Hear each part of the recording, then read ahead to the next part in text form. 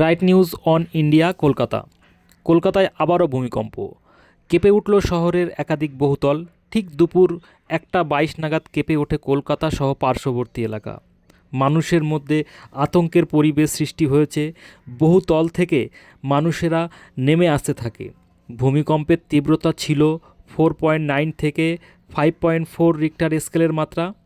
কলকাতা সহ বিভিন্ন জেলাতে ভূমিকম্পের তীব্রতা দেখা দেয়, বিশেষত উত্তর 24 পরগনা জেলার বসিরহাট, 2 মেদিনীপুর, বাঁকুড়া, পুরুলিয়া। বিশেষভাবে মিনাখাতে কম্পনের মাত্রা একটু বেশি অনুভূত হয় এবং সেখানে একটি আস্ত বাড়ি ভেঙে পড়ে।